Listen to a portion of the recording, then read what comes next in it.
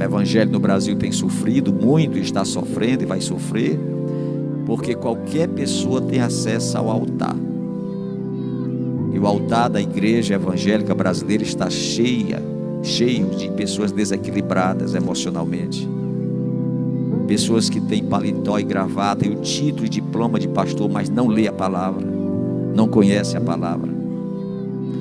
Faz um pequeno discurso e as pessoas que também são leigas, já que nós estamos em um país que matou o conhecimento, fica fácil das pessoas serem enganadas.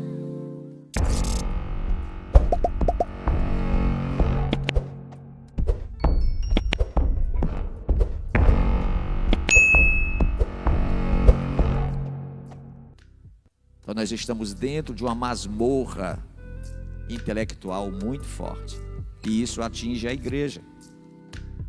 Quando a gente lê e estuda a segunda carta de Paulo a Timóteo, que foi essa que eu fiz a leitura no capítulo 3, a gente vê Paulo se preocupando em alertar, acordar Timóteo sobre as apostasias, que por sinal estamos dentro delas. Eu e vocês, a igreja brasileira, a igreja no mundo, está vivendo debaixo desta nuvem de apostasias, de produção de falsos mestres. E nesta segunda carta, Paulo está ensinando a Timóteo a defender a cultura do reino. Pela ausência do conhecimento dessa palavra, a cultura do reino está quase extinta na terra.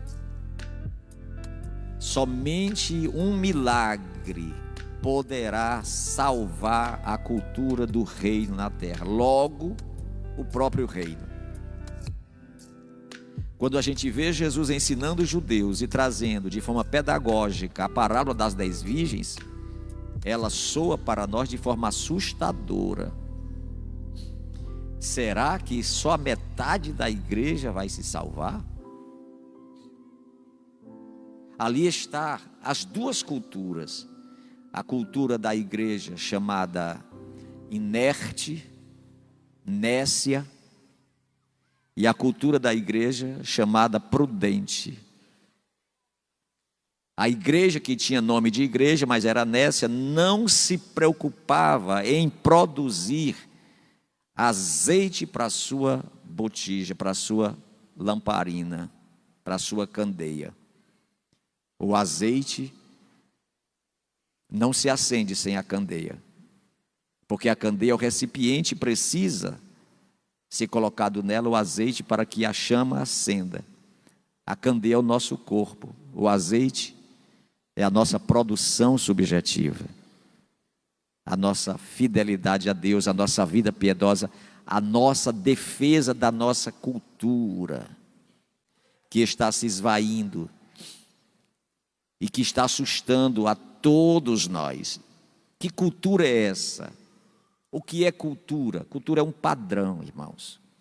Cultura nada mais é do que um padrão social, que é composto de conhecimento, de crenças, de questão moral, lei, costumes, os hábitos adquiridos pelo sujeito como membro de uma sociedade a partir da família. Nós temos dois meios de produzir a cultura cristã no sujeito. Primeiro, em casa, educando os nossos filhos. Segundo, na igreja, ensinando eles a adorar o Senhor. Morreu os dois. Não temos mais tempo para produzir e criar os nossos filhos no temor da palavra de Deus, e nem trazemos mais eles para a igreja para aprender como é a comunhão da coinonia, ou a coinonia da comunidade cristã. Quando eles crescem, são abalados e devorados pela cultura do mundo, e a gente vem aqui chorar, pedir oração para a igreja recuperar o que não é mais recuperado. Porque não tem lastro, não tem azeite na candeia desses meninos, dessas meninas. E a gente começa a chorar e pagar o preço. E se não bastasse, de 40 anos para cá, a geração que casou dentro deste espectro de dissolução da cultura cristã. Nós estamos aqui no rescaldo, tá, destes últimos 40 anos. Estamos sofrendo, né? Uma geração é 40 anos. Então, a cultura, ela é composta de valores essenciais. A cultura é composta de valores essenciais, que são os valores que vão gerar o desenvolvimento da sociedade, formando um sujeito moral e intelectual. Nós não estamos assistindo nossas crianças matando os adultos. Hoje eu recebi um vídeo de um garoto assim, bem magrinho, aproximadamente uns 12 anos, sendo o grande líder da classe, toda a classe em pé, assistindo ele humilhar o professor, bater no professor, o professor um homem zarrão, grande, e o professor sentado, calado, a cena mais humilhante que eu já vi na minha vida. Jogou a mesa contra o professor, derrubou o laptop do professor do chão, e o professor olhando para ele insultando, chamando o professor para briga, e o professor sem poder fazer nada. Esses meninos estão crescendo com essa cultura. A cultura é conhecimento, a cultura é crença, a cultura é saber. Que filhos esses adolescentes irão produzir amanhã se eles estão esvaziados da cultura? Não só a cultura cristã, mas a cultura da sua família, a cultura social saudável. Então nós vivemos um tempo em que é necessário sabermos como se formata a cultura no reino de Deus, que foi extinta. E que não sabemos como fazer para restaurá-la, recuperá-la. Duas coisas que se faz necessário e é urgente, é para ontem, para a igreja restaurar a cultura. Primeiro é conhecer a vontade de Deus. Qual é a vontade de Deus? Que todo homem se salve. Qual é a vontade de Deus? Que todo homem se chegue ao conhecimento pleno da verdade. Essa é a vontade de Deus. Segundo parâmetro para resgatar a cultura, manifestar na terra os valores e os princípios da eternidade. Venha o teu reino. Nós precisamos conhecer a vontade de Deus e precisamos produzir princípios e valores do reino de Deus, que é eterno, aqui na terra. A nossa conduta moral, nossa conduta ética, nossa conduta espiritual. Você já parou para pensar como vai ser quando nós velhos aqui passarmos, se Jesus demorar pelo menos 10 anos e não voltar? Vocês já pararam para pensar nisto? Essa é uma das severidades, ou das seriedades da cultura. Esvaziou-nos do pensar. Nós não refletimos mais, nós não pensamos mais. Nós não estamos preocupados. Nós não estamos preocupados. Nós estamos completamente humanista, que é a filosofia do aqui e agora. O importante é o aqui e agora. É o aqui e agora. Não me interessa nem o que é que meu filho vai ser amanhã, se ele vai ser um drogado, se ele vai ser um marginal, se ele vai ser um perdido. Eu quero, é agora, eu quero saber agora, o que é que tem agora, o negócio é agora. Tiraram de nós essa capacidade de vislumbrar o futuro. Antigamente os pais trabalhavam para perpetuar sua família, deixar isso para o filho, educar o filho, diplomar o filho. A gente conversa hoje com as pessoas, ninguém fala nada do amanhã. Impregnado na sociedade, aqui em cima, na esfera espiritual, um demônio esvaziando a gente se esforça, fica cansado, se esforça para querer as coisas e a gente não tem força. O reino, a cultura do reino perdeu força. Nós estamos calados, assistindo, inerte, sem força, o mal vibrando na cara da gente, nos humilhando, e a gente feito zumbis, sem força nenhuma. Quando a gente fala, a gente diz, não é comigo.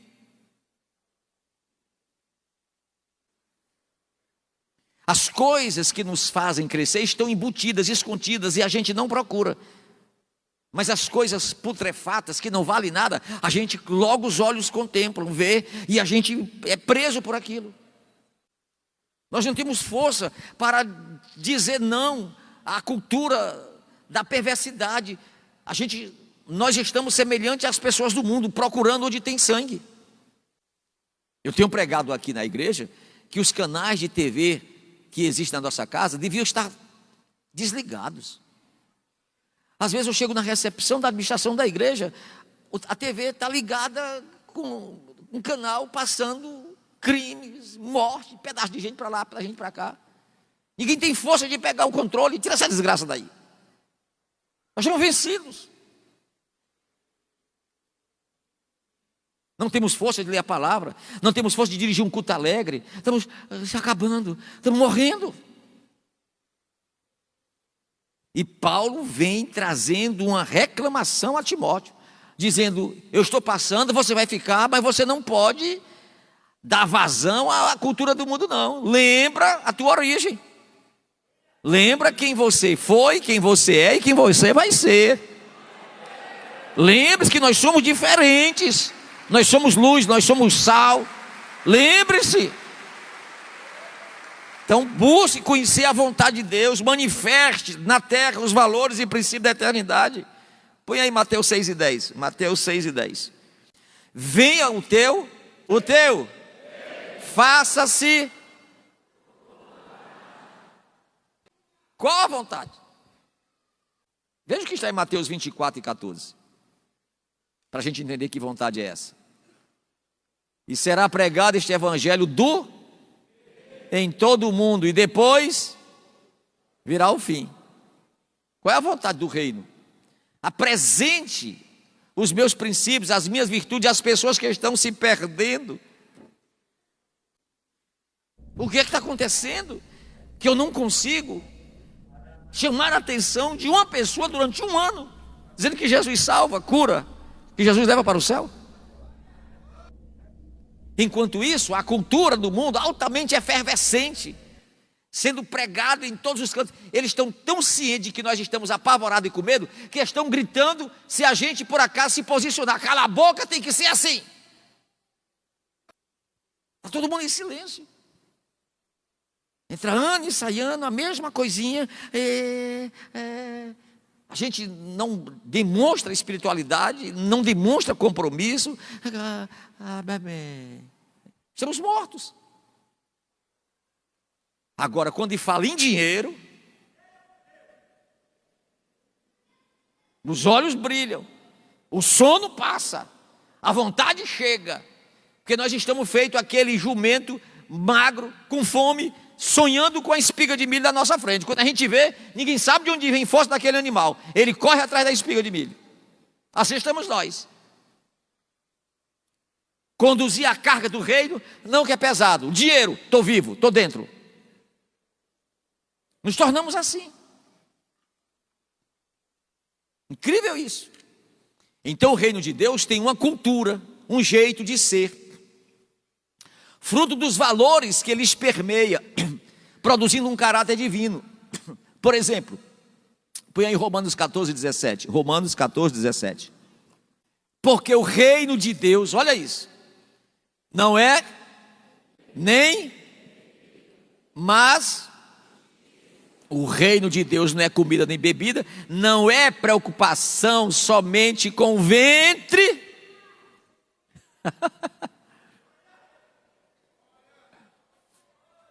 mas em exercer aqui atrás, aqui fora, as virtudes que este reino faz aqui dentro. Comida e bebida é externado, mas a justiça e a alegria no Espírito Santo que esse reino faz dentro de mim, faz eu reverberar ele para os outros. A comida e a bebida a gente lança fora, mas a alegria, a justiça e paz produzido aqui, a gente alcança outras pessoas. Comida e bebida não tem utilidade, mas justiça, alegria e paz tem utilidade, e nós não estamos apresentando. Não é interessante isso, né? Isto mostra que a cultura cristã é a antítese que confronta a cultura do mundo. Então, esta antítese, que confronta a cultura do mundo, precisa ser a prioridade do reino. E esta prioridade do reino somos nós. Olha o que está em Mateus 25 e 34.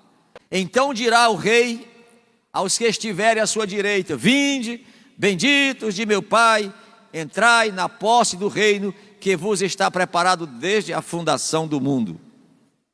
Olha a promessa: benditos do meu reino, que trabalha, que se esforça, que serão reconhecidos, respeitados, honrados, registrados desde a fundação do mundo, que nós fomos chamados para isto. Qual é a prioridade do reino? Salvar vidas, produzir vida piedosa. E nós não estamos salvando nem produzindo. Nós somos crentes só no templo. Aqui dentro a gente é uma bênção. Aqui dentro. Sabe por quê? Porque aqui dentro a dialética, o feedback é diferente. Um só prega e os outros reverberam. Diz sim ou não. Mas se o culto fosse todos falando, isso aqui dava facada, dava balaço, dava pedrada, cadeirada. A sorte é que a liturgia do culto, o som é grande e tem que todos olharem, convergir sua visão para um pregar, e agora é obrigado a ficar todos calados escutando, senão era facada, era balada, era cadeirada, era paulada, era pornografia, era tudo.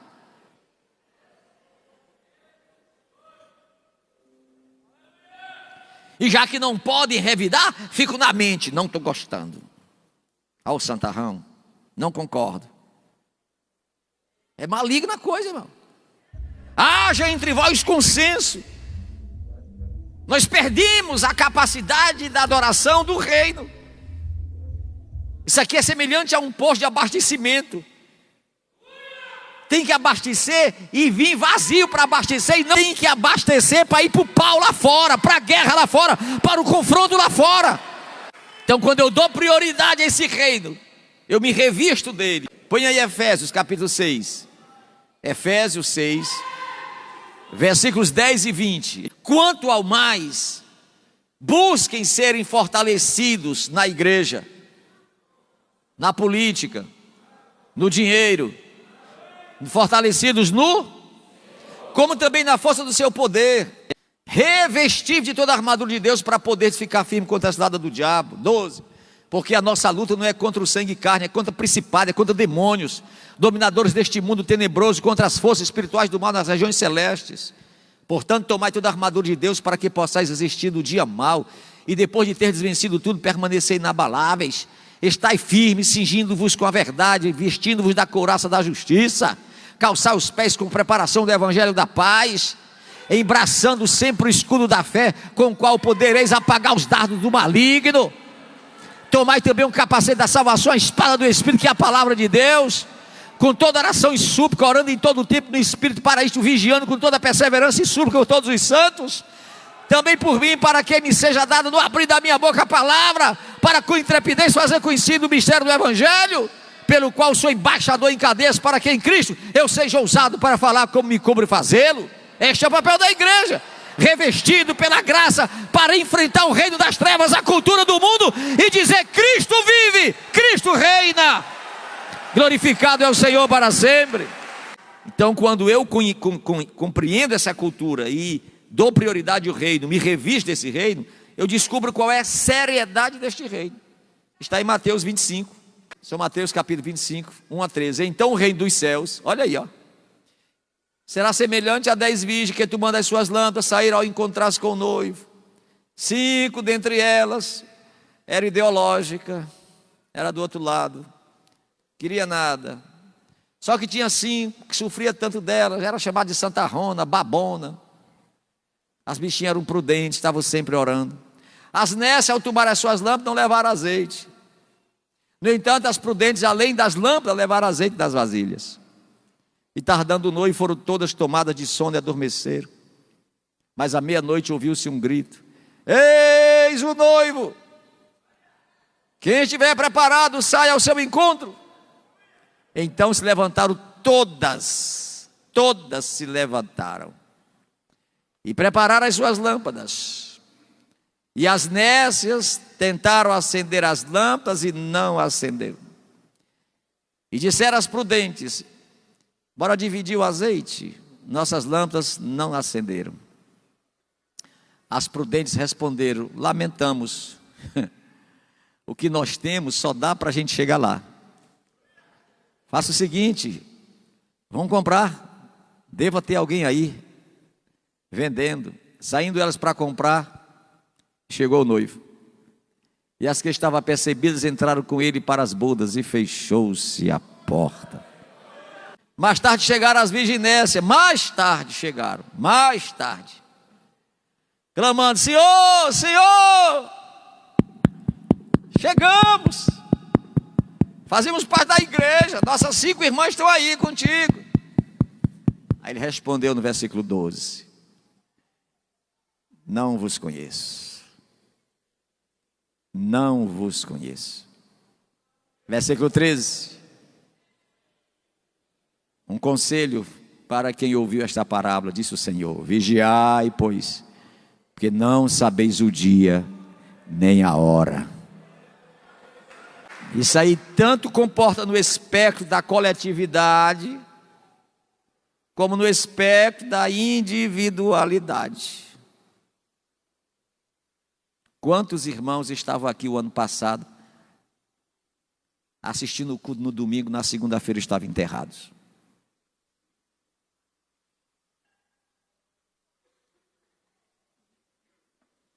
O noivo veio para eles.